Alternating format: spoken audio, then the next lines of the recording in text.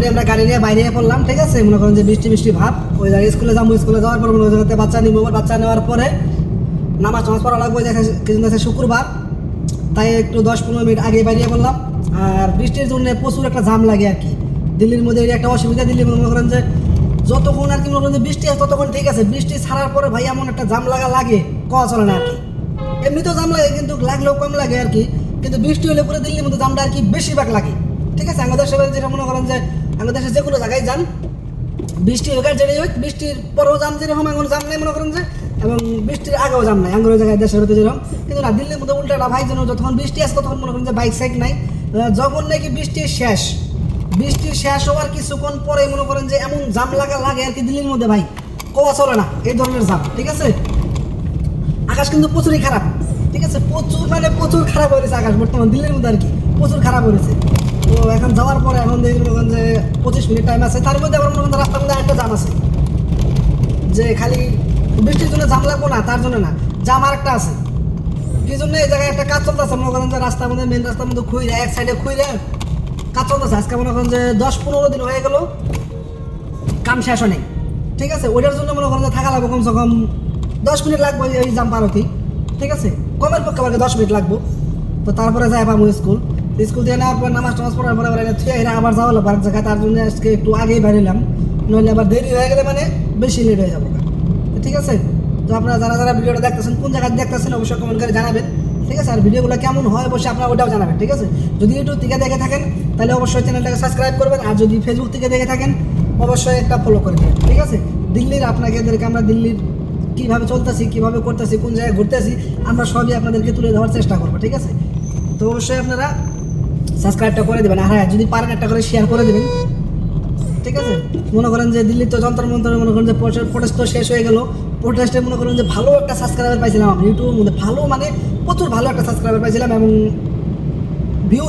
ভিউজটা মনে করেন যে প্রচুর পরিমাণ পাইছিলাম আমি ইউটিউবে, ঠিক আছে। আমি ফেসবুকে তো ছাড়ি নাই ভিডিওটা, আমি এরকম ছাড়ি নাই, কিন্তু ইউটিউবে যেরকম ছাড়ছি আর কি, ছাড়ার পরে প্রচুর পরিমাণ একটা ভিউজ পাইছিলাম আমি, 4 লাখ 4.5 লাখ ভিউজ পাইছিলাম, মনে করেন যে 1200+ সাবস্ক্রাইবার হয়ে গেছে আমার ইউটিউবের মধ্যে, শুধু যন্ত্র মন্ত্রের ভিডিও দিয়ে, ঠিক আছে। তো ধর্মেন্দ্র প্রধান তো ইস্তেফা দিয়ে দিল, তারপর তো মনে করেন যে ভিডিও নাই। এখন যদি ওগুলো ভিডিও ছাড়ি আবার মনে করেন যে মনিটাইজেশন যে করবো, ওই টাইমে মনে করেন যে আমার কিন্তু আবার সমস্যা হয়ে যাবে, ঠিক আছে।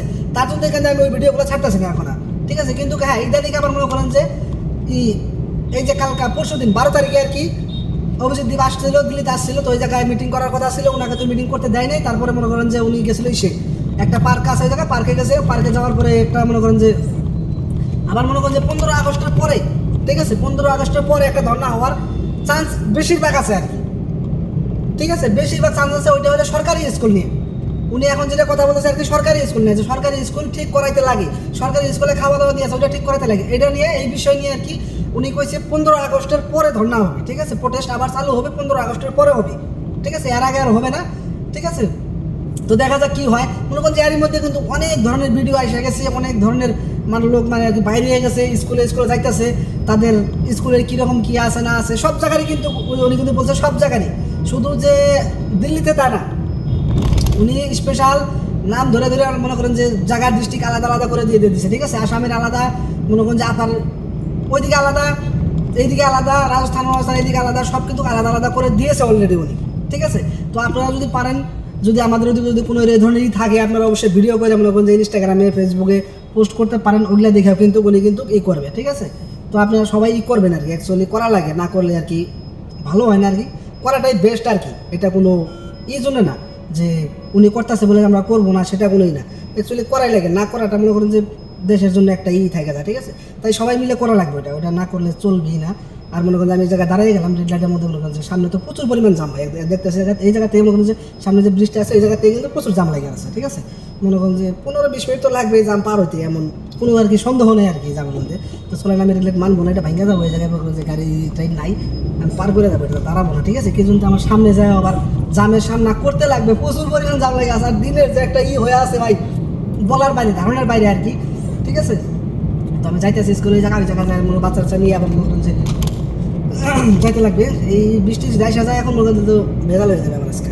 তো আপনারা দেখতেছেন এই দেখেন কি ধরনের জাম লাগা লাগছে, এই জায়গায় কিন্তু জাম লেগে গেছে, ঠিক আছে, অলরেডি জাম প্রচুর পরিমাণ লেগে গেছে। আর আকাশটাও দেখেন একদম পুরা কালো হয়ে আছে, ঠিক আছে, সামনে দিয়ে কিন্তু পুরা কালো হয়ে আছে। বৃষ্টি মনে করেন যে কিছুক্ষণ 10-15 মিনিটের ভিতরে কিন্তু বৃষ্টি নামে পড়বে, ঠিক আছে। অলরেডি এখন বলবে যে হ্যাঁ ও আগে বলে দিল যে বৃষ্টি 10-15 মিনিটের মধ্যে আসা যাবে।